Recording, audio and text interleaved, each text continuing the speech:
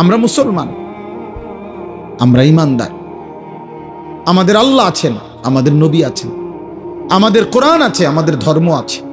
আমরা পাগল না, আমরা ছাগল না, আমরা দুনিয়াদার না, আমরা লুভি না, আমরা মুশরিক না, আমরা বেঈমান না। আল্লাহ কোরআনে বারবার বলছেন ওয়াকালু মা হিয়া ইল্লা হায়াতুনাদ দুনিয়া। আল্লাহ কোরআনে অনেকবার বলছে যে কাফের মুশরিক বেঈমানের কাছে এক কথা, জীবন শুধুই কেবল দুনিয়া দুনিয়া। ওয়াকালু আইদা যালালনা ফিল আরদি আইন্না লাফি খালকিন জাদীদ। আল্লাহ কোরআনে বলে কাফের বেঈমানরা নবীকে বলতো, মুহাম্মদ আমরা মরে গিয়ে মাটির সাথে সমান হয়ে যাব, আবার নতুন করে আমাদেরকে কবর থেকে আবার উঠাবে। কবর পাইব কই, মাটি পাইব কই, আড্ডি পাইব কই? এটা হবে না, এটা আমরা বুঝে ধরে না, এটা বুঝে ধরে না। না না, এটা বুঝেই ধরে না, বিশ্বাস করে না, না শুধু বুঝেই ধরে না। এটা বিশ্বাস করে না হইলে এক কথা, যে বুঝি আমি, তবে আমি বিশ্বাস করি না। হে বুঝেই না, হে মনে করি এটা অযৌক্তিক কথা, অবাস্তব কথা। কোরআন শরীফে আছে ফাকালাল কাফিরুনা হাদা শাইউন আজীব। মক্কার কাফেররা বলতো, মুহাম্মদ আখিরাতের বিষয় নিয়ে তুমি যেগুলো বলতেছো এই কথাগুলোই আশ্চর্য, এগুলো আশ্চর্য কথা। এগুলো কি কও তুমি? এগুলো কি? কিসের হাসর, কিসের মিজান, কিসের ফুলসেরা? এটি কি কও তুমি? কি কও? আবল তাবল, নাউজুবিল্লাহ। হ্যাঁ, হুজুর বলছেন এখন মুত্তাকির, আল্লাহ ভীরু জান্নাতি বান্দার প্রথম সিফাত আল্লাযীনা ইউমিনুনা বিল গায়ব। আল্লাহ বুঝে, কবর না দেখে, আখিরাত না দেখে, আল্লাহকে না দেখে, জান্নাত জাহান্নাম না দেখে কলিজা দিয়ে যে বিশ্বাস করে, আল্লাহ বলেন কোরআন তাকে পথ দেখায়, কোরআন তাকে জান্নাতের রাস্তায় নিয়ে যায়।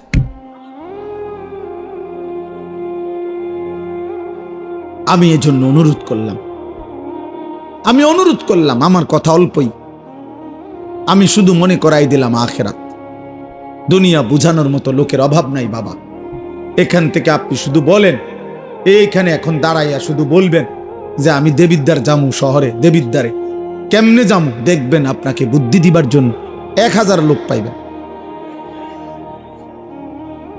আপনি শুধু জিজ্ঞাসা করবেন আমি ঢাকায় কোন গেলে ভালো হয়, আপনি দেখবেন বুদ্ধি দেওয়ার মতো শত শত লোক পাইবেন। দুনিয়া বুঝাইবার মতো লোকের অভাব নাই, আখিরাত মনে করাইবার মতো লোকের বড় অভাব। আজ যুবক তোমাদেরকে দুনিয়া, এই মোবাইলওয়ালারা প্রত্যেকেই হাজার হাজার ছবি, নারী, কথাবার্তা, কতভাবে তোমাদেরকে দুনিয়ার স্বপ্ন দেখাইতেছে, রঙিন পৃথিবী চিনাইতেছে, যার ফলে চুল বদলায় ফেলছো, চেহারা বদলায় ফেলছো, আল্লাহর পরিচয় বদলায় ফেলছো, নবীর পরিচয় বদলায় ফেলছো, বাবা মা বংশের রক্তের পরিচয় চেঞ্জ করে ফেলছো। তোমরা একটা ছেলে বলো বাবা, যাদের চুল মুশরিক বেঈমানের মতো এই ডান দিকে বাম দিকে সামনে বড়, তোমার বাবা কি মুসলমান? মুসলমান হলে তোমার চুল এমন কেন? 365 দিনে খোদার এক বছরে 2025 সাল, একটি বছর যাদের জীবন থেকে গেল, অথচ একদিনও ফজরের নামাজ পড়লা না, তুমি মুসলমানের বাচ্চা?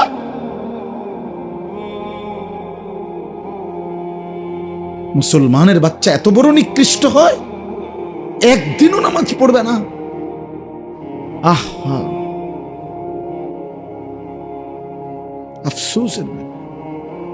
এত বড় পাষাণ, এত বড় নির্মম, এত বড় বেয়াদব। আহা, মুসলমানের ঘরে ঘুমায় কেন? মা কোথায়, বাবা কোথায়, দাদা কই, দাদি কই, নানা কই, নানি কই, চাচা কই, মামা কই, ফুফা কই? কেউ একটা বার জিজ্ঞাসা করে না, কিরে এই বাচ্চাটা দিয়ে একদিনও ফজরের নামাজ পড়ে না? 16 বছর, হ্যাঁ, ডরে মাতে না, কাপুরুষ। 14 বছরের ফুতের লগে হেবড়া পারে না, কাপুরুষ মিয়া, ডরে মাতে না। না, আসল কথা হইল ওনার হিসাব হইল ডরে মাতে না কি উনি তারে বলে 18 বছর বয়সের যে কিতা করবি পরিষ্কার ক, পড়লে পড়বি নাকি দোয়ানদারি করবি, নাকি বিদেশ যাইবি? বুঝছি তোমার এদি হইতো না, আমার টেয়ার দরকার। আপনি এটা মিলাইতেন, কেমনে মিলাইছেন তার লগে? তেজন কইছে বিদেশ যাইবো, আপনি 12 লাখ টাকা কেমনে মিলাইছেন? আপনি একটাবার জিজ্ঞাসা করলেন না যে আমি তোর জন্য টাকা দেব কেন, তুই তো আমার আল্লাহকে সেজদা দাও না? কই আপনি দি এটা কইলেন না? আপনি 12 লক্ষ টাকা কোত্থেকে আনছেন? 6 লাখ টাকা সুদ নিলেন কেন, কিস্তি নিলেন কেন? এই বাবারা বলেন মিয়া, 12 লক্ষ টাকা 8 লক্ষ টাকা যারা হারাম সুদে কিস্তিতে নিয়া ছেলেকে বিদেশ পাঠাইছেন, অথবা বাজারে দোকান লইয়া দিছেন, অথবা চাকরির ব্যবস্থা করে দিছেন হারাম টাকা দিয়া, হারামের মাধ্যমে, আপনি বলেন এখানে দাঁড়াইয়া, এই ক্যামেরাগুলোর সামনে এখানে দাঁড়াইয়া এখন বলেন হুজুর আমি 3 লাখ টাকা সুদে লইছি, কিস্তিতে লইছি আমার ফুতের লাইগা, এই আশায় আল্লাহ যেন আমারে জাহান্নাম থেকে মাফ করে, আল্লাহ যেন আমারে আমার ফুতের উসিলায় জান্নাত দেয়, এই জন্য এনে এখন বলেন কেন? তলে কেন কেন নিছেন? টাকার লোভে।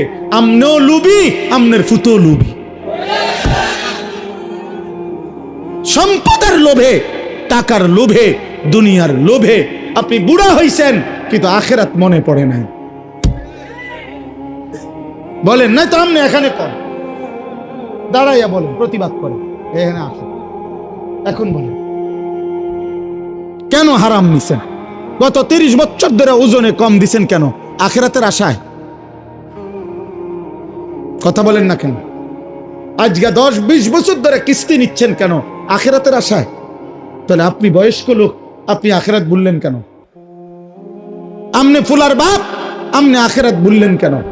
তা আপনি যদি আখেরাত ভুলে যান, আপনি যদি বিড়ি খান, আপনি যদি গালি দেন, আপনি যদি ঠিক মতো নামাজ না পড়েন, মা যদি পর্দা না করে, তো সন্তান কি শিখবে? বলেন আখলাক শিখবে কার থেকে? সে তো এটাই বুঝবে উপার্জন এভাবেই করতে হয়, জীবন এভাবেই চলতে হয়। অতএব আমার কথা শেষ, এতটুকুই কথা, আমি শুধু এতটুকুই বললাম। আমরা মনে রাখতে হবে, শুধু দুনিয়া দিয়া যে হিসাব মিলাইয়া কবরে গেছে, খোদার কসম তার ঠিকানা জাহান্নাম। শুধু দুনিয়া মিলাইয়া গেলে, শুধু দুনিয়া মিলাইয়া গেছেন, শুধু দুনিয়া মিলাইয়া গেছেন, তার ঠিকানা জাহান্নাম। আখেরাত শুধু 10,000 দান করছেন, মসজিদে 4টা ফ্যান দিয়ে লাইছেন, এতটুকুর মূল্যে জান্নাত না। না না, জান্নাতের মূল্য এই 4টা ফ্যানের দাম 3-12,000 টাকা। কি ভাবছেন আখেরাত এতটুকু? হ্যাঁ, ইমাম সাহেবের যে 2-4 বেলা ফার্মের মুরগি দিয়া ভাত খাওয়াইছেন, আখেরাত এই কত গেছে মোট? নিজ্ঞান ইমাম সাহেব টেয়া ডিগা দরকার নাই, বাবুরে আপনার এটিয়া দরকার, আপনার খানারও দরকার নাই। হ্যাঁ, আস্তাগফিরুল্লাহ। আখেরাতে তো মামুলি, বলে আখেরাতে তো সামান্য হয়ে গেল। 1.25 লক্ষ আম্বিয়া জাহান্নামের ভয়ে কাঁদছে, 1.25 লাখ আম্বিয়া আখেরাতের ভয়ে কাঁদছে, হাসরের ময়দানের ভয়ে কাঁদছে। অথচ নবীরা মাসুম, নবীদের কোনো গুনাহ নাই, নবীরা নিষ্পাপ, কিন্তু কাঁদলেন কেন? আউলিয়ারা কাঁদলেন কেন? সমস্ত আউলিয়ারা বুজুর্গরা কেন কাঁদে? তাহাজ্জুদের সেজদায় আল্লাহর প্রিয় বান্দারা কাঁদে কেন? নামাজ পড়ে নাই এই জন্য? নামাজ তো উনি পড়ছেই, 5 ওয়াক্তও পড়ছে, তাহাজ্জুদও পড়তেছে, উনি জিকিরও করে, তাসবিহও পড়ে, দানও করে, সাদাকাও করে, আল্লাহরেও ডাকে, কোরআনও পড়ে, হালাল হারামও মাইনা চলে, এরপরও কাঁদে কা? তবুও ভয় করে। আখেরাত বড় ভয়ানক, আখেরাত বড় ভয়ানক।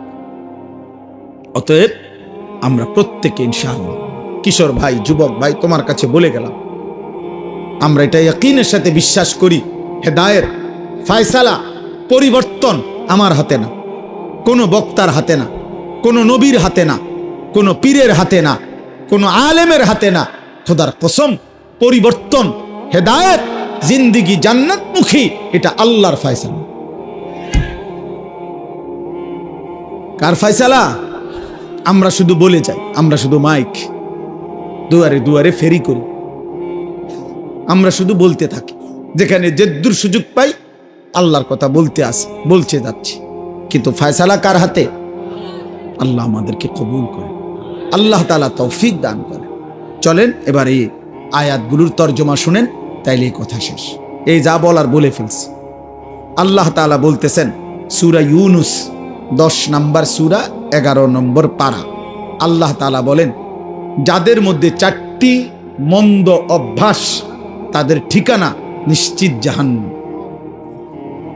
1, ইন্নাল্লাযীনা লা ইয়ারজুনা লিকাআনা, যারা আখিরাতে আমি আল্লাহর সাক্ষাৎ তথা জান্নাত কামনা করে না, চায় না, এই নিয়ে তাদের কোনো ভাবনাই নাই, প্রস্তুতি নাই। 2, ওয়ারাদু বিল হায়াতিদ দুনিয়া, প্রতিনিয়ত দুনিয়া পেয়ে যারা খুশি হয়ে গেছে। 3, ওয়াতমাআন্নু বিহা, যেটুকু দুনিয়া অর্জন করেছে এতটুকু পেয়ে তারা নিশ্চিন্ত হয়েছে। আল্লাহর রহমতে, আল্লাহর দয়া, আল্লাহ যে দূর দিছে সারব, আল্লাহর রহমত। দোয়া করে হুজুর, আল্লাহর রহমতে তারা 3 জন বিদেশ, 4টা মাইয়া বিয়া দিছি, আল্লাহর দয়া এখন বাড়ি করছি, 4 রুম, 2টা বাথরুম করছি, ভিতরে বাথরুম দিও টাইলস।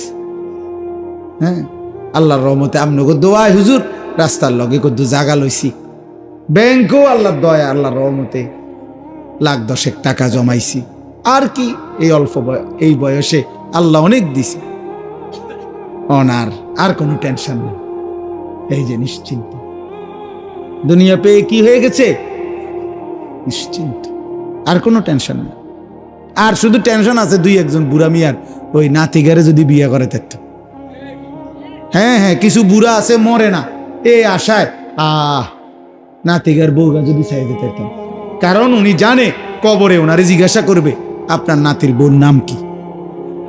এটা যদি উনি না যায় তাহলে কবরে উত্তর দিবে কি? এই মাইয়াগারে যদি বিয়ে দিয়ে যেতে পারতাম, এই বিল্ডিং খান যদি শেষ করতে পারতাম, আরে তার চাচাই কইল এই জমিয়ান বেচবো, আজ 2 বছর ঘুরাইতে আছে, বেচবো কইয়া এই জমি খান কদ্দুর কিন না, বাড়িটা যদি মিলাই দিয়া যাইতে পারতাম কবরে, আর কোনো দুঃখ নেই। হ্যাঁ,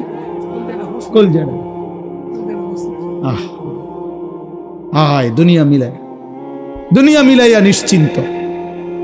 যেটুকু অতৃপ্তি দুনিয়া নাই দেখতে, দুনিয়ার যেখান দিয়ে যে দূর কমতি, এই জন্য একটু অশান্তি, আর নাই তো শান্তি।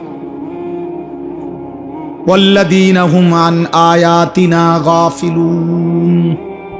আর শেষ হলো আল্লাহ বলে, প্রতিনিয়ত আমার আয়াত, আমার বিধান, আমার হুকুম, আমার কোরআনের ব্যাপারে যারা গাফেল, আল্লাহ নাই, নামাজ নাই, সেজদা নাই,